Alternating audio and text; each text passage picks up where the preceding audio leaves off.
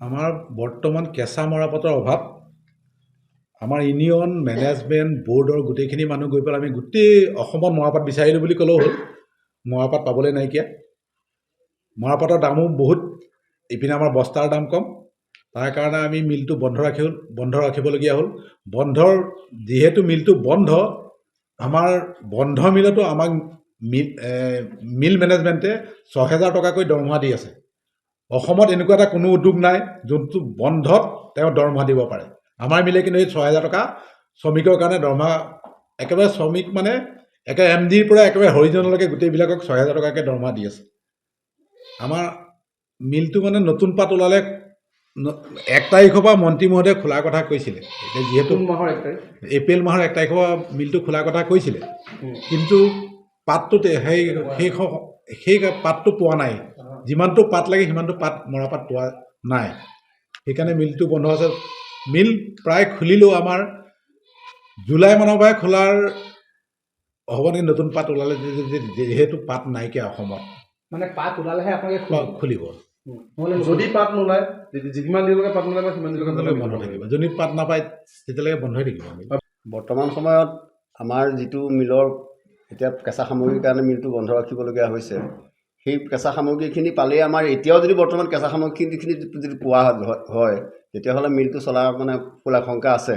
আৰু নহ'লে কেঁচা সামগ্ৰী নাপালেতো এতিয়া বৰ্তমান পাতৰ যিটো দাম, পাতৰ দামৰ লগত আমি বজাৰৰ লগত ফেৰ মাৰিব নোৱাৰাৰ কাৰণে পাত ল'ব পৰা নাই। কিয়? খৰচ আমাৰ বেছি হৈ যায়, বস্তা দামটো কম, সেইকাৰণে আমি মানে চলাব পৰা নাই। বৰ্তমান জুলাইত যেতিয়া নতুন পাতটো ওলাব, আমাক মন্ত্ৰী মহোদয়ে কথা দিছে যে এনেই এপ্ৰিলৰ ১ তাৰিখৰ পৰাই চলা কথা আছিল, কিন্তু এতিয়া যি নেকি পাতটো পোৱা নাই, তেখেতে কৈছে যেতিয়াই নতুন পাত আহিবই আৰু যদি তাৰ আগতে যদি আমি পাত পাওঁ মিলটো সোনকালে চলাৰ ব্যৱস্থা কৰিম, কিন্তু পাতৰ কাৰণে। মিলটো এনেকৈ পাতৰ অভাৱৰ কাৰণে বন্ধ হোৱা নাই। কাৰণটো মানে চৰ-চাপৰি অঞ্চলবিলাক আজি বহুত চৰ-চাপৰি অঞ্চল উচ্ছেদ হৈ গৈছিল। সেই উচ্ছেদৰ কাৰণে এতিয়া মানে খেতি কৰিব পৰা নাই। সেইকাৰণে পাতটো এবাৰ মানে অলপ নাটনি হোৱা যেন আমাৰ অনুভৱ হয়। আৰু তেনেকুৱা ধৰণৰ পৰ্যায় মানে যিজন পুৰোহিত এণ্টাৰপ্ৰাইজৰ পুৰোহিত ডাঙৰীয়া মিলটো চলাই আছিল, সেই ডিচেম্বৰ মাহলৈকে তেখেতে ইনচেণ্টিভ প্ৰডাকশ্যন ইনচেণ্টিভৰ পইচা দি আছিল, ভালেই চলাই আছিল। কিন্তু তাৰ পিছ মুহূৰ্তত ডিচেম্বৰ মাহৰ পিছতে ১ মাহতে মানে পাতটো যেতিয়া নাইকিয়া বুলি আমাক তেতিয়া কৈছে যে বজাৰত পাত মাৰ্কেটত পাবলৈ নাই, আপোনালোকে লাগিলে চাওক, পাতটো বিচাৰক। আমি বিভিন্ন জেগাত গৈছোঁ, পাতটো পোৱা নাই। গুদামবিলাকত যদি পাত বেপাৰ কেনেবাকৈ পাত লুকুৱাই থৈছে আমি সেইটো নাজানো। কিয়? আমাক যিবিলাক দেখাইছে আমি সাধাৰণতে সেইবিলাক গুদামত পাত দেখা নাই। সেইকাৰণে মিলটো বন্ধ হৈছে। কিন্তু তেখেতে সেই যিজন মানুহৰ পইচা মানে কৰিছিল, তেখেতে এটা ব্যৱসায়টো ভালকৈ চলাব নাজানিলে কিয়? আমি অনুভৱ কৰিছোঁ চলাব পৰা নাই। তেখেতে বহুত বেপাৰীৰ হাতত লৈ ল'লে। সৰু সুৰা বেপাৰীৰ হাতত লৈ লোৱাৰ কাৰণে সৰু যোৰহাটত এজন ল'ৰাই পইচা নিদিয়ে বুলি কৈ বিহপান কৰিছে, কিন্তু আমি জনাত যে তেখেতে বিহপান কৰা নাই। এটা মানে বেলেগ টাইপতহে এইটো এটা মানে মিলটোৰ কাৰণে এটা দুনাম আনিলে, সেইটো আমাৰ অনুভৱ হয়। কিন্তু এতিয়া বৰ্তমান সময়ত আমাৰ পাট বেপাৰীক আমি এবাৰ মাতিছিলোঁ, গোটেই পাট বেপাৰী গোটাই পেলাই কৈছিলোঁ যে আপোনালোকে পাত দিয়ক। প্ৰথমবাৰ ক'লে আপোনালোকক পাত পইচা দিলে নলতলীলৈকে গাড়ী লাইন লগাই দিম। তাৰপিছত পইচাও দিয়া হ'ল তেখেতসকলে। তাৰপিছত মানে একো খা খবৰ নিদিয়ে, কৈ দিয়ে পাতৰ দাম ইমান, পাত নাই, গোদামতে পাবলৈ মাৰ্কেটত নাই।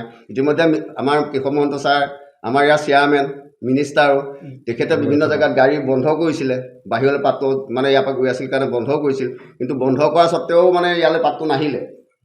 আৰু বাংলাদেশৰ পাতটো মানে যেতিয়া চৰকাৰ তাত নাছিলে, তাৰপৰা পাতৰ যোগাযোগ কৰি খোলা কথা আছিল। এতিয়া বৰ্তমান তাত বাংলাদেশৰ লগতো মানে যোগাযোগ কৰিছে, কিন্তু পাতৰ এটসতি বস্তুটো বিষয়খিনি মিলা নাই কাৰণে মিলটো আৰম্ভ কৰিব পৰা নাই। মানে ৰ মেটেৰিয়েলছ পাত নাই কাৰণে আপোনালোকৰ মিলটো বন্ধ হৈ আছে, কিন্তু কাৰিকৰী বিজুতি একো হোৱা নাই। কাৰিকৰী বিজুতি যেতিয়া আপোনালোকৰ পাত আহিব সেই তেতিয়াই খুলিব পাৰিব। মানে মিলটো বন্ধ বুলি বন্ধ হোৱা নাই, মিলটো স্থগিতহে ৰাখিছে, বন্ধ কৰা নাই। এইটো মানে আমাৰ পাৰ্মানেণ্ট যিখিনি ৱৰ্কাৰ্ছ আছে, টোকেন হোল্ডাৰ পাৰ্মানেণ্ট, এতিয়া মিল সম্পূৰ্ণ তেখেতসকলৰ ওপৰত জড়িত। কিয়? তেখেতসকলৰ বিভিন্ন ফাণ্ড আছে, গেছুৱতিৰ পৰা বহুত পইচা পাতি কথা মিলটোৰ লগত জড়িত হৈ আছে, PF গেছুৱতিৰ পৰা ধৰি।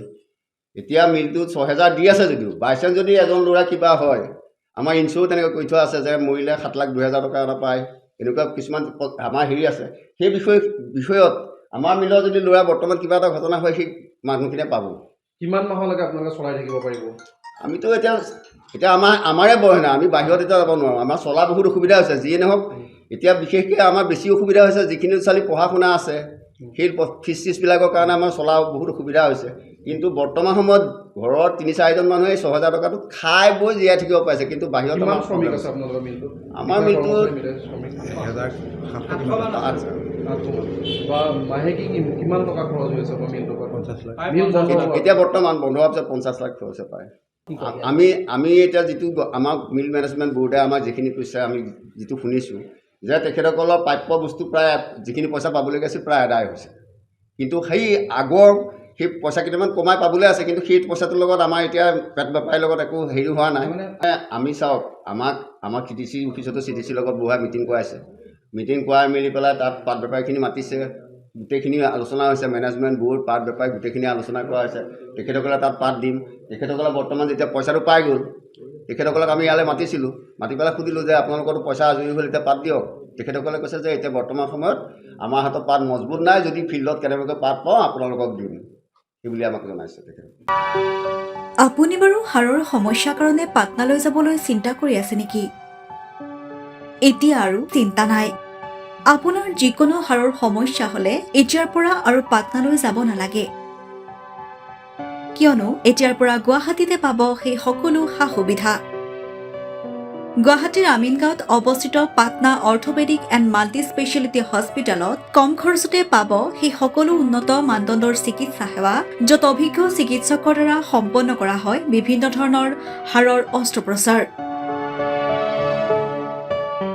বৰ্তমানলৈকে ৩,০০০তকৈও অধিক ৰোগী সুস্থ হৈছে हमारे हॉस्पिटल में ऑर्थोपेडिक से रिलेटेड हर तरह का इलाज जैसे कि joint replacement trauma surgeries spine surgeries Ilizarov surgeries और की होल सर्जरी जिसको आर्थ्रोस्कोपी कहते हैं उसका इलाज संभव है